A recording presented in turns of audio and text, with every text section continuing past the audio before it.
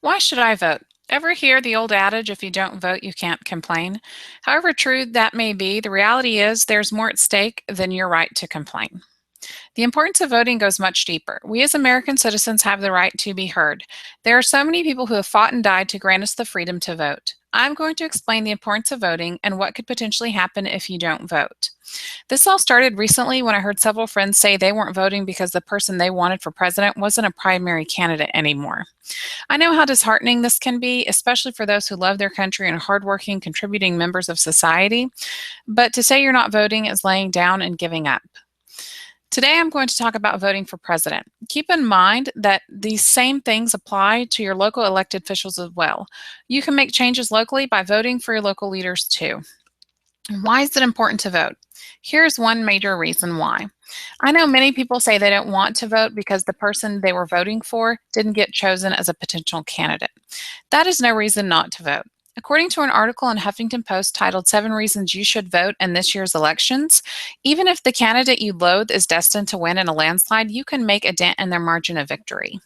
That limits how much of a mandate they can claim once in office, encouraging them to promote more moderate policies so as not to jeopardize their reelection. Conversely, even if you know your preferred candidate will win, adding to her margin of victory can only help her advance her agenda in office. So, what better reason to vote when your candidate doesn't get the part? At least you still have a say and you can limit their abilities to just take over the White House and do as they please.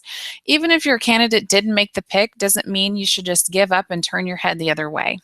This country still needs your vote, and your vote does make a difference. So, how many people actually vote? I found some statistics on this matter, and it's shocking to know that people actually don't vote. The 2008 US Census Bureau says that only 63% of all people registered to vote actually voted.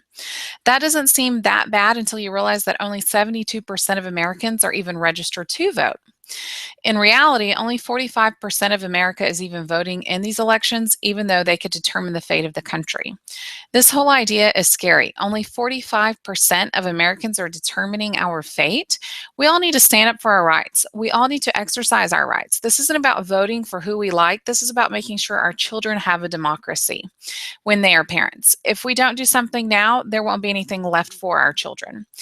Here are 10 reasons it's a good idea to vote even if your guy didn't make the draft. One, a president can appoint with Senate approval Supreme Court judges who may serve for life. Two, a president can appoint federal judges, ambassadors, top government officials. Three, a president has veto power. Four, a president is the commander in chief with tremendous influence in declaring or ending war. Five, a president can call out troops for short-term military action both here and abroad. Six, a president has federal pardon power. Seven, a president can issue executive orders that do not require congressional approval. Eight, a president has the power to influence legislation. Nine, a president represents our country and interacts with world leaders. And 10, a president can make treaties. Any one of the above 10 reasons is a good reason to vote, let alone all 10 reasons. A president has more power than we think, and when we don't use our voice to let them know that we won't tolerate not being heard or executive orders being executed just for the fun of it, then we really don't have any right to complain about the state of our country. There are many factors at stake when we don't vote, so it's best we check our ego and ask ourselves, is my pride more important than my country? So, on to what happens when you don't vote. I know many people don't think their vote counts. According to my findings, even if that person you want to be president isn't chosen, there's still good reason to vote. It's a lot better than standing by and doing nothing, hoping things will come and change on their own. This may surprise you, but it's a fact. When you don't note, when you, gosh, I'm sick of this. Oh, I'm sick of this.